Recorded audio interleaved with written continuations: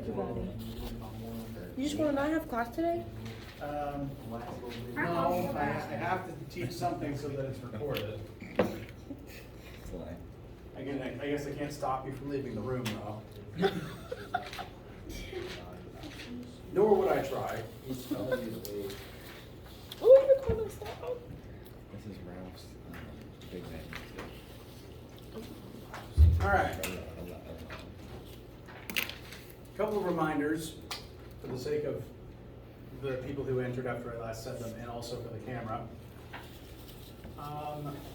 This week, the tail end of it, Friday, April 7th, is the first day of Easter break, meaning there's no class this day, including this one. Similarly, Easter break extends into Monday the week after, so this class also does not meet Monday the 10th. And as a result of those 2 days getting cut off, we do not have in-person lab meetings for either of these 2 weeks.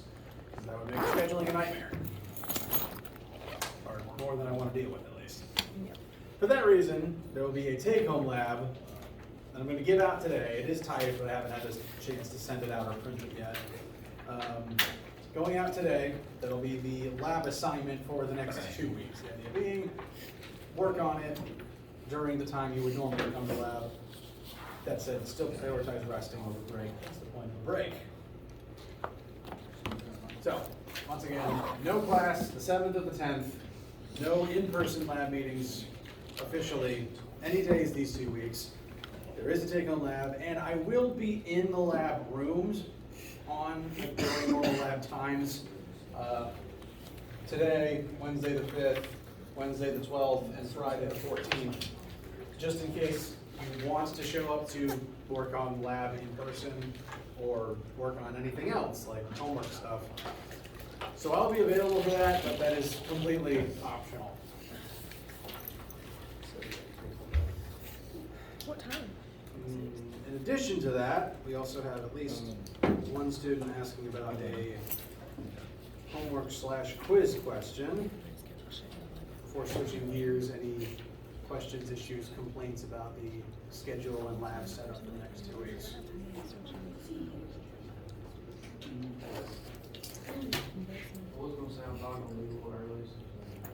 Okay. Well, I'm still thinking about it. The take-home lab is written. My plan is to send it out in email form today, but also I'm going to run off some paper copies to have between here and the lab room in case someone wants a printed copy. You can do it either digitally or printed, that does not matter. I just like giving students the options. Now, I believe you said question 2 on the quiz? Yes. Well, coincidentally, that's what we're talking about today. Interestingly, this question uses calories instead of joules, but we'll address that later. So, with the promise that that is exactly the sort of thing I'm going to teach you today, anything else on your minds before we get started?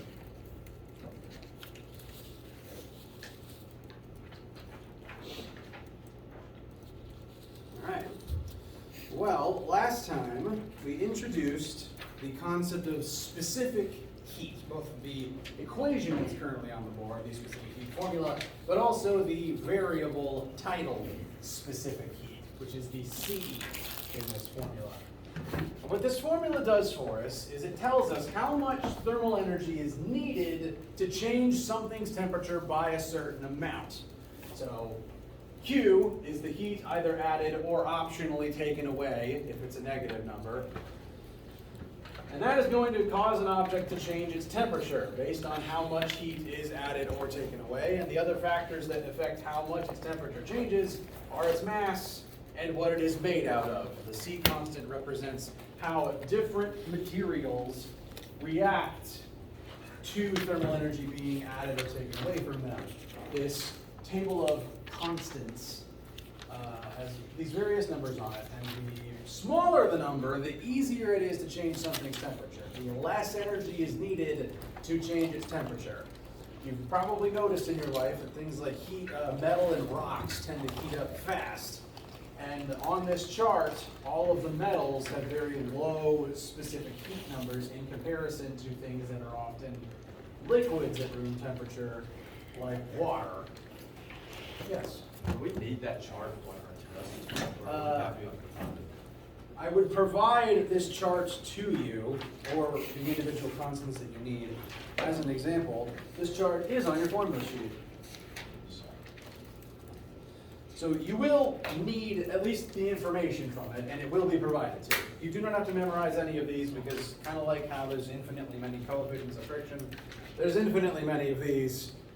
There's no point memorizing them. The only one that would come up often enough that it's worth remembering it is water. Because there's a lot of water on this planet, we tend to use it for its cooling properties. So the coefficient of, the specific heat constant for water being 4,186 joules per kilogram degree Celsius will come up often enough that you may memorize it, but you'll never have to.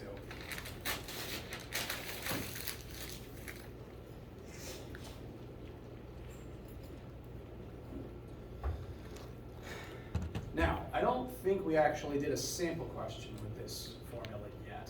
Did we leave off before that? I forgot. We didn't do a sample. All right, well, I have one for you. So, metallurgists is the, if you aren't familiar with the term, is the fancy science word for someone who specifically studies metal.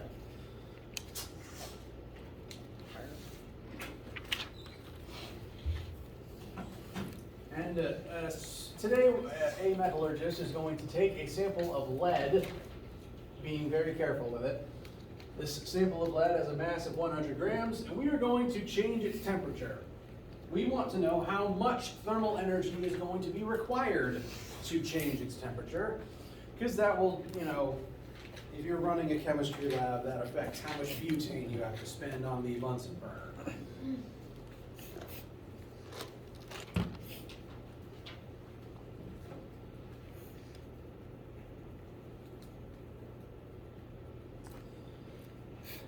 So, we are given a mass of 100 grams, and we are told that the sample is lead. When you're told what something is made of in this type of question, and it's given that, to give the game away, we're going to specifically be using our new formula for this. When you're told what something is made of in this type of question, that is usually your invitation to check whatever chart you have for specific heat and find the specific heat for that material. In this sample, we are working with lead, so that is a specific heat of 128 joules per kilogram degree Celsius.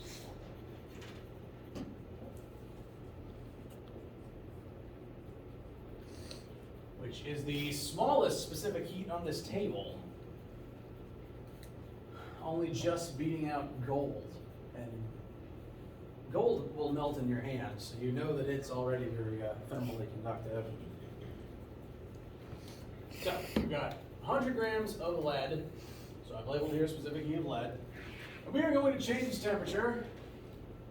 Temperature initial is 25 Celsius, and we're going to heat it up to 770 Kelvin.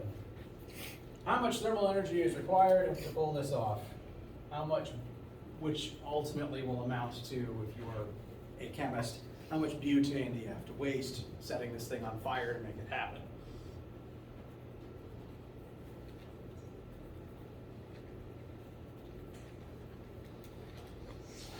So, Q is what we're after. We want to know how much heat is needed to pull this off. So we'll have to plug in everything else. For mass, we want to use 100 grams. Nope, we like kilograms in here. So that's 0.1. Specific heat is 128 joules per kilogram degree Celsius. So again, for the proof, we want to use kilograms. And then there's the change in temperature. Delta anything is always final minus initial. So, are we good to plug in 770 minus 25? No, it's because the units don't match. We got 1 in Kelvin and 1 in Celsius. This is actually one of the situations where you can use either Celsius or Kelvin, since the formula is asking for the change in temperature. Since the change in Celsius is the same number as the change in Kelvin, but you can't mix them. You have to pick one and stick with that. So we need to either convert 770 Kelvin into Celsius or 25 Celsius into Kelvin. One is allowed to pick their preference. I'm going to choose to convert 25 Celsius into Kelvin, since we do like Kelvin in this class.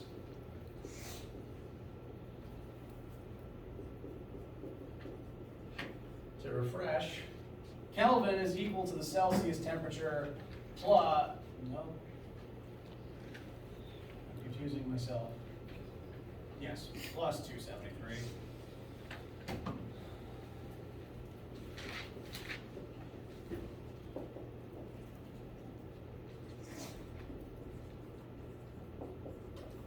So that would amount to 298 Kelvin. That is the temperature of the air right now, approximately, because 25 Celsius is considered to be normal human room temperature, or at least it's a temperature that scientists try to store their materials at. 25 Celsius is about 75 Fahrenheit, which is what most people try to keep the interiors of their dwellings at. So, right now, you are currently experiencing approximately 298 Kelvin air, and that's going to be what we plug in as the initial temperature.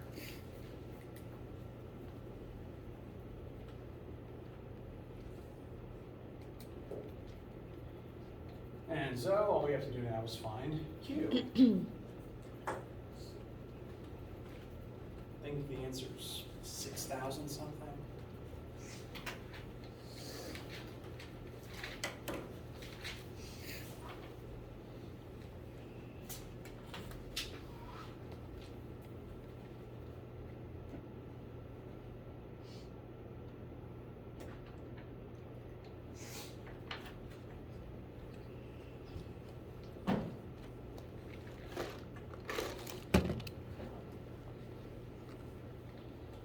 Does anyone disagree with 6,041.6 approximately? What would our units on this answer be? Very good.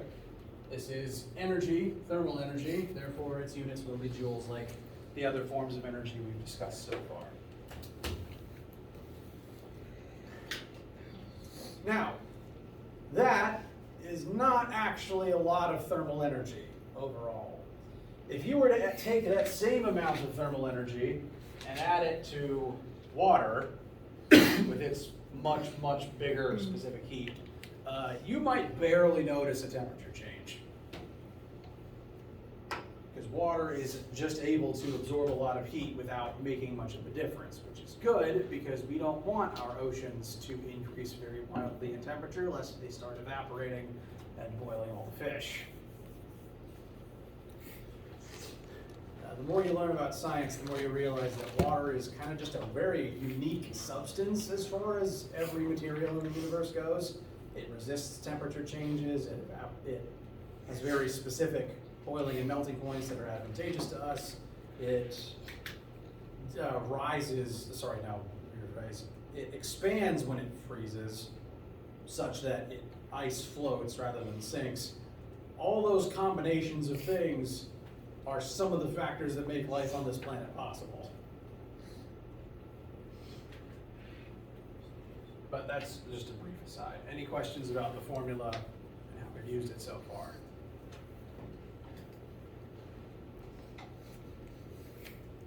Okay. So, in this particular question, we took some amount of thermal energy and we added it to the lead in order to heat it up. And anytime something's temperature changes, you have to change the amount of thermal energy that it possesses. Increase the energy to make it warmer, decrease it to make it colder.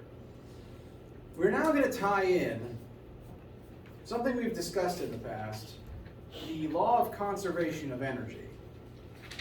Because if we are to give the lead this much energy, this heat has to come from somewhere, correct? It can't just spontaneously be created out of nothing. This energy had to previously exist somewhere else. And most commonly, that energy will already be in the thermal form. Because there's thermal energy everywhere. Every object has some amount of thermal energy. It's at some temperature. And whenever an object touches some other object that's at a different temperature than it, I'm actually going to switch slides real fast to make this a different point. Whenever two things at different temperatures are in thermal contact, they will start trading thermal energy back and forth until they reach a state called thermal equilibrium. Which is to say, when you touch something and it feels cold because it has less thermal energy than you. I'm going to just touch the board as an example. Board has less thermal energy on average than me. It's at a lower temperature. And that means that the particles that make up my hand are more energized than the particles that make up the board. So when I touch the board, the atoms of my hand are going to collide with the board's particles and transfer energy over in those collisions, kind of like how the bumper car lap we did worked. Energy is transferred between objects in a collision. And when something feels cold, that sensation is how your nerve endings process thermal energy leaving your body. Because if I'm at standard human temperature of what, I think it's 98 on the inside, Fahrenheit, and the board is colder than that because it's not a warm-blooded organism, thermal energy is going to exit my hand and enter the board until the board rises to reach my temperature. Now the board's temperature rises to meet mine. Because whenever two objects are in thermal contact, if they're usually touching or in some state where they can swap thermal energy back and forth, energy is going to flow from hot to cold until their temperatures equalize and reach thermal equilibrium. Which is just a fancy way of saying until their temperatures reach the same amount. You probably subconsciously notice this with any beverages that you keep ice in. Because when you add ice to a drink, the beverage, decreases in temperature until it matches the temperature of the ice, 0 Celsius. You want the beverage to be as cold as possible. But over time, as heat exits the ice starts melting. And eventually, once the ice is completely melted, the whole system starts absorbing heat from its surroundings and warms back up a little bit, only after all the ice is gone. So the drink touching the ice loses heat to cool down, the ice absorbs heat and warms up and starts melting, and its temperature starts rising until they reach equilibrium. And if all you've got in here is water, then all you're going to have is eventually just one mass of water that's all the same temperature. As the ice melts, it's going to try to reach the same temperature as the water it was absorbing energy from. So all the energy in my thermos is constant all the way through. It's just switching from the hotter water into the colder ice until all of it reaches equilibrium. And that's true of anything that you touch. When you touch something and it doesn't feel normal temperature, that means there's energy flow into or out of your body. And if you keep touching it, it's going to keep feeling like that until the temperatures across your hand and the object equalize. And that is due to, once again, the law of conservation of energy. The equation that's currently on the board is a slightly modified version of the law of conservation of energy, which says that if one object is gaining thermal energy, some other object has to lose the same amount. To go back to the previous example, if we are giving this much heat to the lead block, some other object had to donate that heat so that the lead can have it. This energy came from somewhere. If you were warming it up using fire, then technically it's coming from the chemical reaction that is the flames, but that energy still existed in the materials before it entered the lead as heat. So however much thermal energy something gains, something else must lose the same amount. Once again, if I'm to reference beverages, my water loses thermal energy and the ice gains it. That'll decrease the temperature of my water and increase the thermal energy level of my ice until it melts, and then the whole thing just turns into solid, constant temperature water.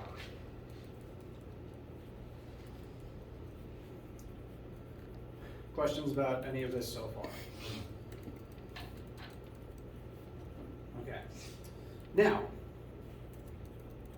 this fact has been fairly useful to scientists over the years. For one, it does sometimes, it kind of explains the sensation of temperature, by which I mean the human nervous system doesn't have a built-in thermometer. You do not have a way to touch something and just automatically know, yes, this is exactly 77 Fahrenheit. You do not have a thermometer. What your nerve endings are able to detect is heat flow. You can only tell if you're gaining heat or losing it, and you have a rough sensor for how fast that is happening. If you touch something and it feels like no temperature, then that means it's at the same temperature as your skin, whatever number that happens to be. If something feels hotter to the touch, that means that it's at a higher temperature and you are gaining thermal energy from it as it loses thermal energy. And if it feels really hot, that means it's at a very high temperature and you are gaining heat even faster. The human sensation of temperature is really just, am I losing or gaining energy, and how fast is it happening? The hotter something feels, the more quickly it is dumping energy into your skin, and the more likely it is to burn you. Conversely, the colder something feels, the more quickly you are losing energy to it. The entire reason people tend to wear jackets and clothing to stay warm is to make heat exit you more slowly. Because you can't really stop the heat from leaving you, you just want to slow it down so you keep it longer. Give your body more time to make more energy, more heat to replace it. But, so that's where you may have noticed this. And again, your skin cells only detect heat flow, not temperature. But there's another trick, another place that this is historically a useful piece of information. And for that, we're actually going to switch back to metallurgy, like the lead from the previous example. Because throughout a lot of human history, we didn't have a very good way of knowing what all the metals we find in the earth are really made of. Because a lot of them, like, you can touch something and say, yeah, that's metal. It bends when I hit it with a hammer and it feels cold to the touch. It feels like metal. But that doesn't necessarily guarantee you can tell what type of metal it is. Like, some of them are colors other than gray and silver, but a lot of them are kind of grayish silver, hard metallic blobs. And that has made identifying metals somewhat difficult throughout human history. In the modern age, we have things like mass spectrometers, where you can insert a sample of anything and just automatically know what element it's made of. But in the past, we didn't have that. So what ye olde metallurgists figured out is that all the different metals have different specific heats. So what they could do is they could take their random chunk of ore from the earth, heat it up to some known degree, and then drop it in water. And then measure what temperature the water rises to as it absorbs heat from the metal.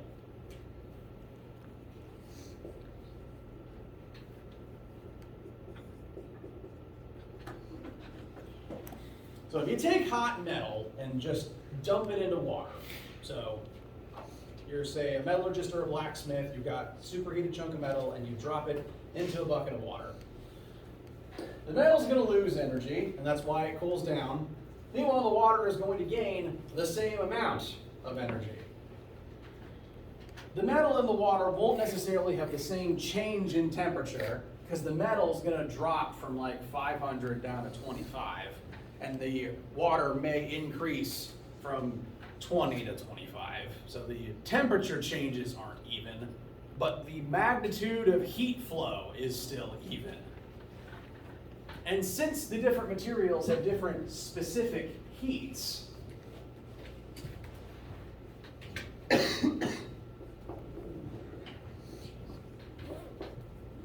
as long as as you know all the masses and temperature differences and the specific heat of water, actually water goes over here, bless you. You can experimentally determine what the specific heat of the metal you just dropped into the water is. And once you know the specific heat of the metal sample, you can compare it to this chart and see what it's most likely made of, or at least eliminate a lot of other possibilities. Yes? So that's in relation to that question we were talking about? Correct. I will glance at it again real quick because I don't always remember the order that they were asked in. But yes, pot of water, mass of water, block with mass. Actually, this is a slightly opposite scenario where you're dropping a cold brick into hot water, but same principle, yes.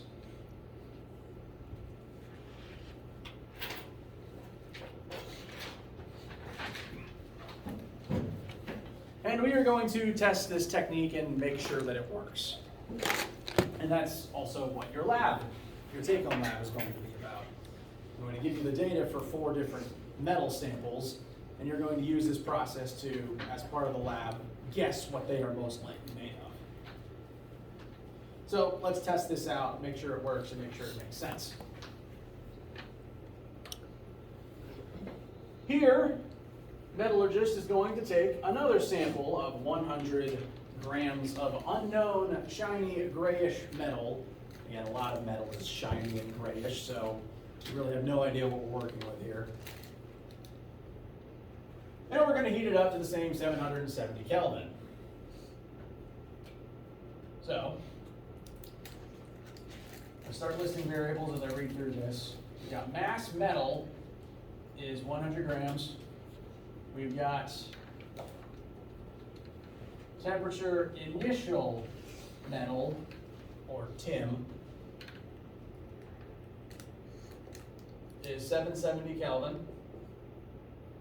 So we've got this chunk of metal, we've superheated it, and we're going to drop it into water. 100 grams of 25 degrees Celsius water. So, mass water is 100 grams also. And its starting temperature, initial water, is 25 Celsius. And as we've stated, when you dump a hot object into cold water, the heat is going to flow out of the hot metal into the cold water, reducing the metal's temperature and increasing the water's temperature. And as long as you leave them alone long enough, their temperatures will eventually reach the same final temperature as long as they are in thermal contact. Again, if 2 things are touching and heat can transfer between them, the heat will keep going for as long as it takes in order for the temperatures to reach the same number. So if you leave them together long enough, they will reach the same final temperature as each other. And here we've been told that the metal and water will rise or fall to a combined final temperature of 50 Celsius. So I'm going to write TF, which is going to be true of both materials. They're both going to have the same TF. It's going to be 50 Celsius. Now, we've been told that some of our sample is, we're dumping the metal into water.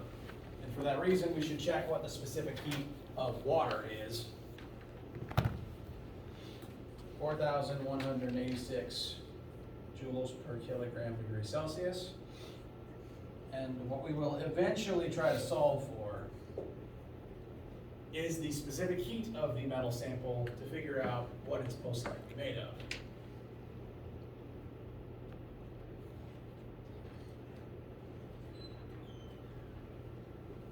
Questions so far? Okay.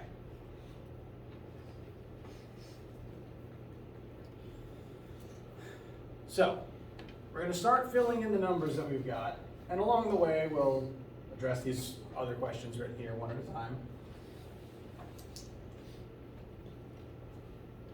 Law of conservation of energy tells us One side is going to gain thermal energy, the other side is going to lose the same amount.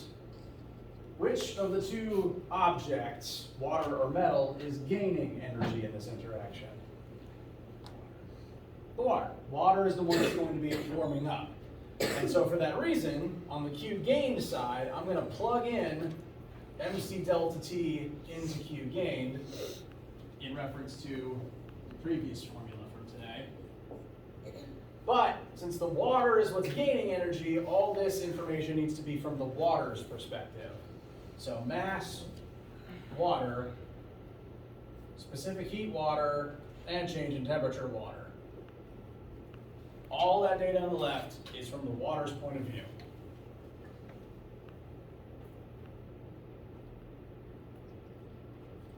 Now, conversely, if the water is going to gain thermal energy in this interaction, the metal's going to lose it. The metal's going to cool off.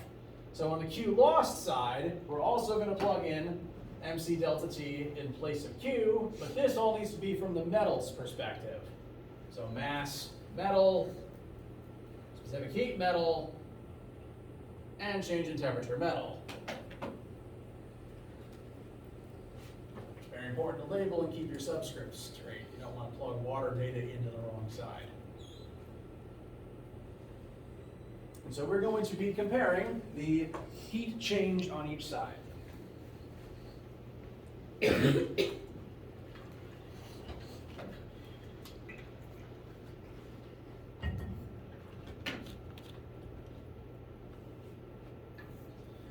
Let's fill in all the data we've got for water. Well, first question so far. All right. So on the water side, we got the mass of the water. Here we go, 100 grams. Once again, I'll convert that to kilograms. Specific heat of water, 4,186. And the change in temperature of the water. Delta anything is always final minus initial. The water starts at 25 Celsius and ends at 50 Celsius. So I'm going to plug in 50 minus 25. Final minus initial, because it heated up by 25 degrees. Since this is, again, change in temperature, we are allowed to use Celsius, as long as both numbers are Celsius.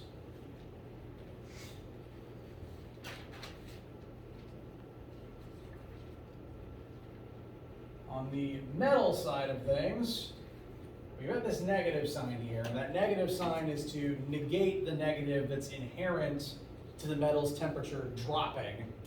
If we didn't add this extra negative sign ourselves, then we'd have positive equals negative. Whereas if we add this negative in ourselves, it'll cancel with the negative and the temperature drop, so that both sides are positive and the math works correctly.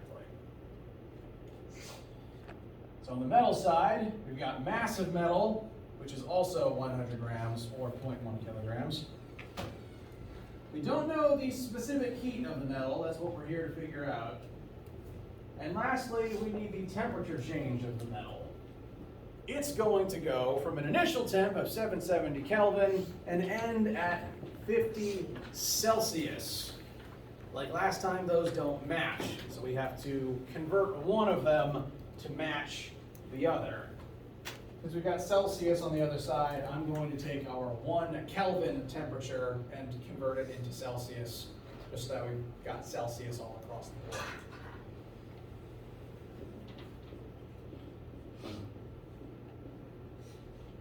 So if we need to add 273 to Celsius to get Kelvin, then we need to subtract 273 from Kelvin to get Celsius. So 770 minus 273 is 420, nope. My ability to calculate numbers in my head is flawed. It's nearly 500, right?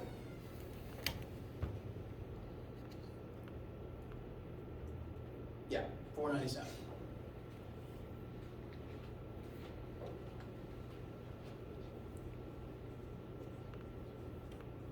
So that is the water's initial temperature in the Celsius scale, so that it matches with the 50 that we have for the final temperature. Once again, delta anything is final minus initial. So the 50 goes first, and we subtract the 497 from it. Once again, that would create negative, and we've got that extra negative that we added to the front to cancel it out so that both sides are positive, and your calculator doesn't get mad at you.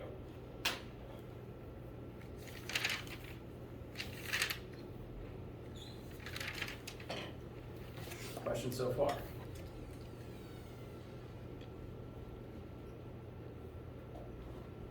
All right.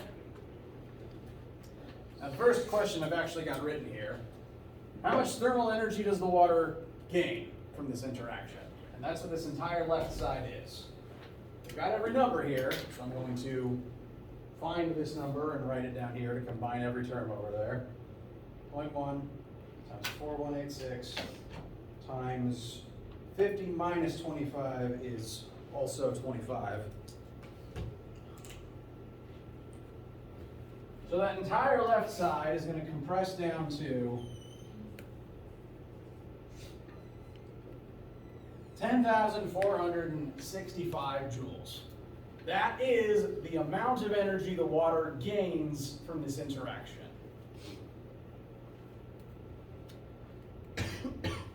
So, bless you. That is the entire solved solution for Q gain. That is the heat the water gained from this whole interaction. Sound right so far? Now, conversely, according to law of conservation of energy, that means that the metal had to lose the same amount of energy. So this number, the positive version of this number, is the energy the water gained. Meanwhile, if I ask you how much energy does the metal lose, it would lose 10,465 joules. Technically, since it lost it, that would make it a negative number, and that's why Q lost has that. Another reason why the Q lost has that negative. Bring the negative over, just to find Q lost, you get a negative number. So finding this number kind of answers both of those questions. And now we can use that to figure out the specific heat of this metal. I'm going to combine the negative sign, the 0.1, and the temperature change together into one number for simplicity's sake. So negative 0.1 times 50 minus 497 gives positive 44.7 times C metal. So I took everything here that wasn't the unknown and combined it into a single term, just normal multiplication.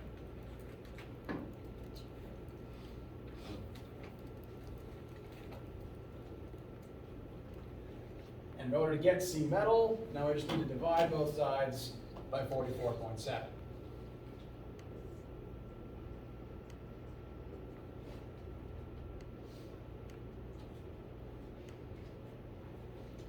And that should give us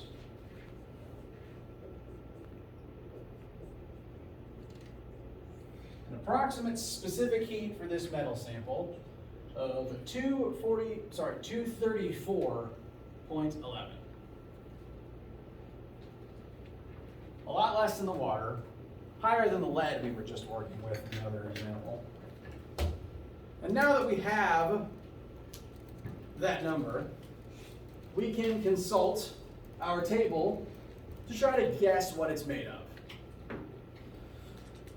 Now, there's always a chance that the number is, like 1-2% off. So it's worth looking at numbers that are near this, like very close matches.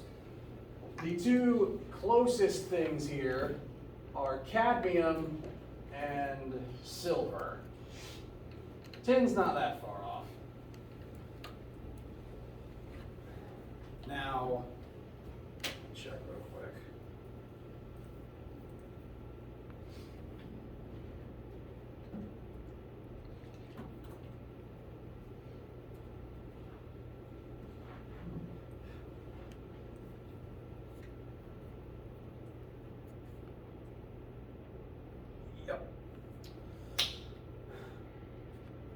So, the two closest numbers are silver and cadmium. Silver's the closest match, so it's probably our best guess. And to add to that logic, cadmium reacts to the water in the air and starts burning on contact. So you actually wouldn't want to throw it into water in the first place. So if this was cadmium, the experiment would have gone a lot differently. Would have exploded at some point. So that pretty conclusively says that this is probably silver. And this is the type of question and logic you will have to employ for the take-home lab. You'll be given similar prompts, data for metals being thrown into water, calculate the specific heat of the metal, use that number and one or two pieces of information I tell you about the sample itself, try to guess what it's most likely made of. How's that sound?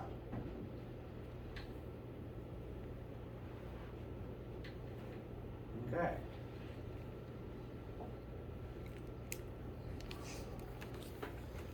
Questions thus far? All right. So that is the bulk of what you'll need for lab. There is one more principle for one additional question that's on the lab that I'd like to go ahead and start talking about so we can kind of hit the ground running with it next time. And that is how phase change works.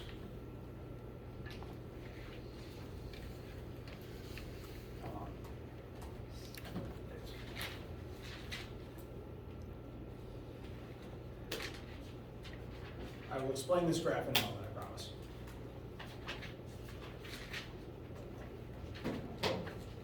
The term phase change refers to when a substance, I don't mean to sound condescending, changes phase, meaning when it changes the state of matter that it's currently in. Phase changes include solids melting into liquids, liquids evaporating into gases, and all those reverse procedures as well.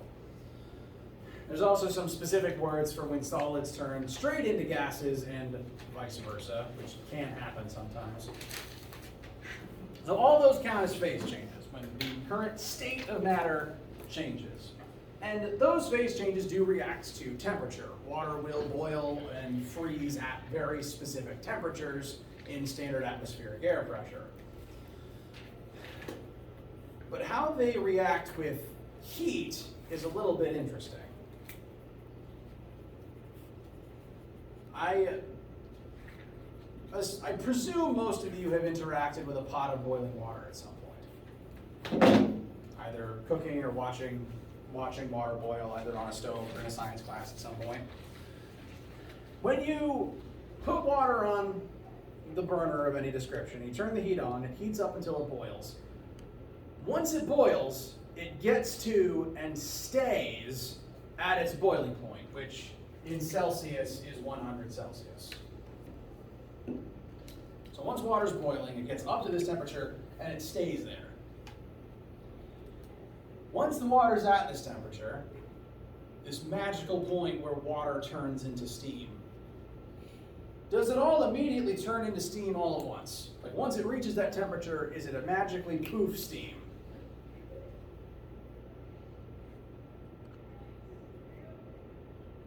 Does the pot immediately completely vaporize and just leave behind the metal in a scorching steam gas cloud? It does not. And if you don't just take my word for it, next time you're around a pot of water, just stick a thermometer in there. You can see that the water is boiling. It will be at 100 Celsius or the equivalent Fahrenheit temperature of 212. And all the while it is boiling, steam is coming out of it, and yet it remains at this temperature, and it mostly remains liquid. The evaporation process takes time. You have to get the water to that temperature, but just getting it to that temperature does not magically turn it into steam immediately. This graph that we will spend Wednesday deciphering is a graph that shows how much heat needs to be added to water to increase its temperature to the point where it phase changes, and then separately from that, how much heat is needed to actually induce the phase change. this section here shows the temperature of the water increasing up to the point where it's going to boil. And once it reaches that temperature, as you keep adding heat to it, its temperature doesn't rise. If you keep that boiling water on the stove, its temperature doesn't actually rise above this. It stays at its boiling point for as long as it is water and is boiling.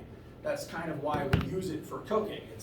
You can get the water up to that temperature and it stays there for as long as you're boiling your noodles or something. It remains hot water and you can use that to your benefit.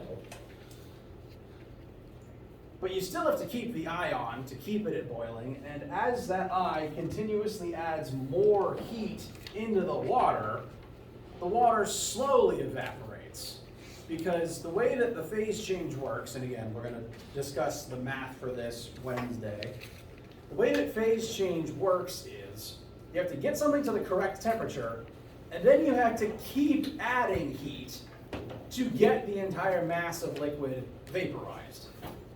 Just getting water up to 100 does not magically make it steam. That just gets it to the point where it starts the evaporation process. And you have to keep adding thermal energy to the water to get all of it into steam. And only once it is steam can you then increase the temperature of the steam beyond boiling point. Boiling point is water's max temperature. You have to exert extra effort to then turn it from water into steam, and then once it's steam, you can make it even hotter by adding even more thermal energy to it. This is why steam burns are bad, because steam is hotter than boiling water. As I said, this is what we were discussing on Wednesday. Any questions for right now? All right. Then have a wonderful day. You will receive in your email inbox the lab report for the take-home lab. I will have printed out copies if you prefer that. And have a wonderful day. When's our next test? 2 weeks. 2 weeks. Well, at least I have some time.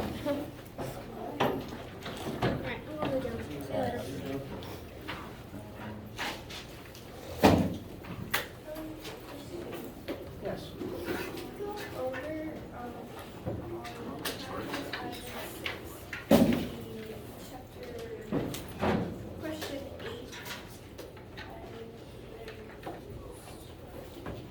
Question 8, chapter 5, 6. Okay?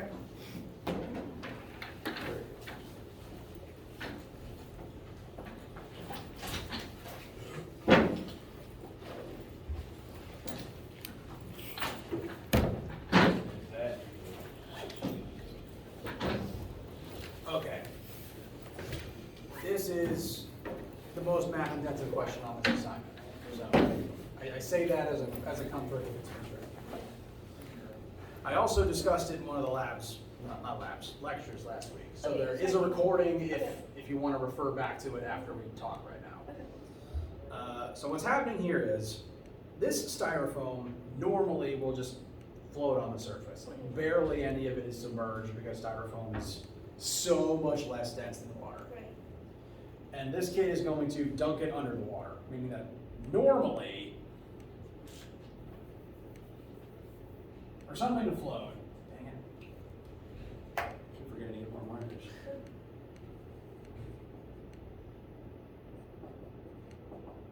Normally, for this ball just floating on the surface, these two things, buoyant force up and gravity down, add up to 0. And that's for just a teeny tiny piece of the styrofoam submerged in the water. But what this kid is doing is adding more force on top of that to dunk all of it under the water. Meaning that the buoyant force is going to skyrocket when the entire mass of styrofoam is in the view.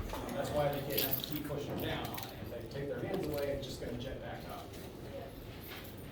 So, whereas normally it's just these two forces adding up to 0, in this case it's 3 things adding up to 0.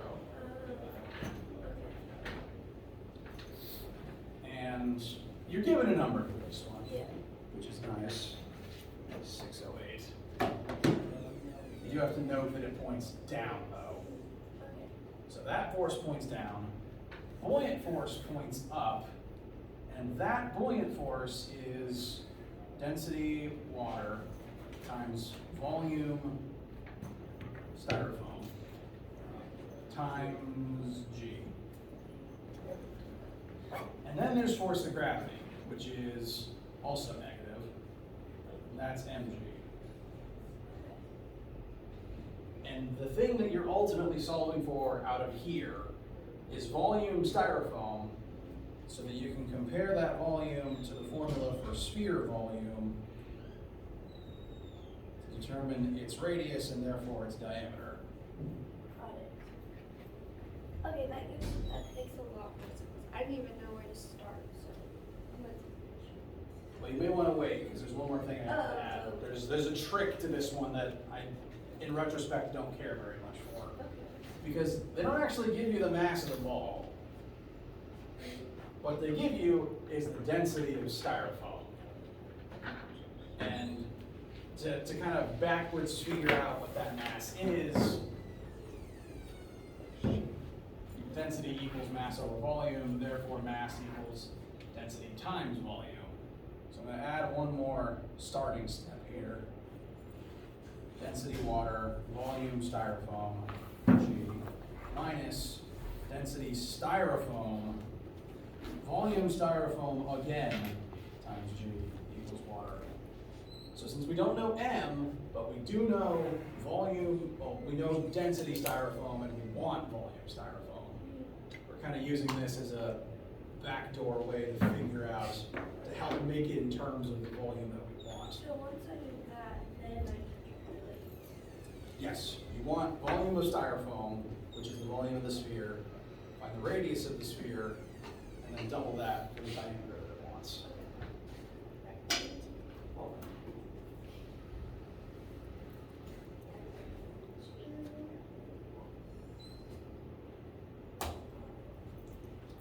Will there be like a question like that on our test? I don't plan one that tricky because tests are basically timed. Like the point is you can do this in an hour. And I don't like amounts of time in that hour being spent trying to figure out tricks. It's, I write the test says, here's the info, use the formula, do the thing. Thank you. Welcome.